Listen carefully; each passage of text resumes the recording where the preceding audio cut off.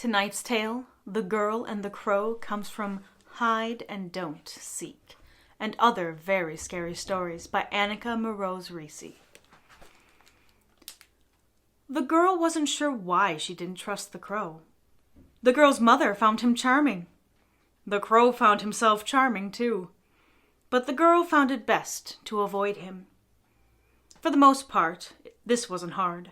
She ignored the crow, and the crow ignored her. Until one day, it didn't.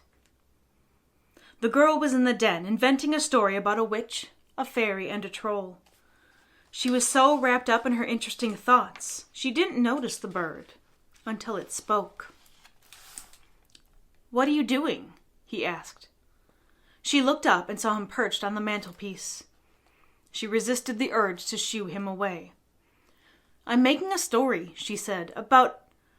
She tried to catch the thread of what she'd been thinking, but the idea had flown off when the crow interrupted. The girl could not fly after it. The crow wasn't interested in her story anyway. "I'm bored," he said. "Entertain me." Okay, the girl said. "Would you like to play a game?" "Oh, yes," the crow said, and he tilted his head. "In fact, I'm already playing one." The girl frowned. "What's the game?" she asked. He danced in place. "That's for me to know and you to find out. You're a clever girl, more clever than you look. I'm sure you'll catch on eventually." "Hey!" The girl crossed her arms. She didn't like insults and riddles. The crow ruffled his feathers. "It's a compliment," he said. "Don't get in a huff. Usually when one is complimented, one says thank you." The girl hesitated. This felt like a trap, but her mother hadn't raised her to be rude.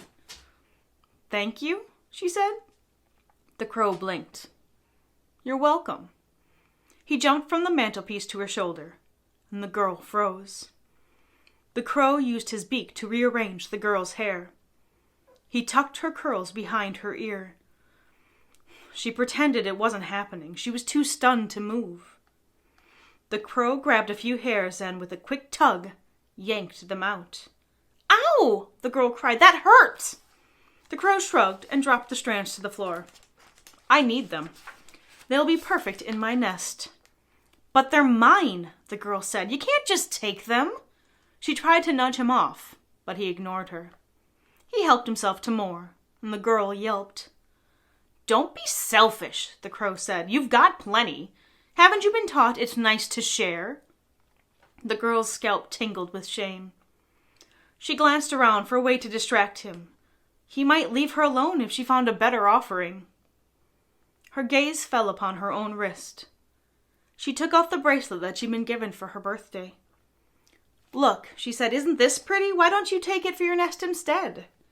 She dangled the loop of silver and gold. It glistened in the light. The bird considered it, and the girl held her breath.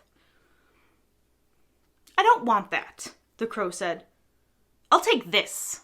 And he pecked the girl's cheek like it was an apple for him to devour. Shocked tears stung her eyes, but the girl did not cry out. Maybe this would end if she acted like it didn't matter. He pecked again. "Stop," the girl whispered, and the crow cackled. He was having fun. Of course he was. He invented this game. He hopped to her other shoulder. "Your tears are so shiny. I love shiny things." And before the girl could react, he pecked out her eyes, and her fingers flew to the empty sockets. "No!" she screamed. "Stop! Enough!" And the crow laughed again. She reached out and grabbed him. He didn't struggle. He didn't take her seriously enough to struggle. "Caw, caw," he said. She couldn't see him, but she felt his glee. The girl shuddered. She wasn't playing. She twisted her hands and heard a quick snap. The mocking stopped. The crow's body went limp. "Enough," the girl whispered.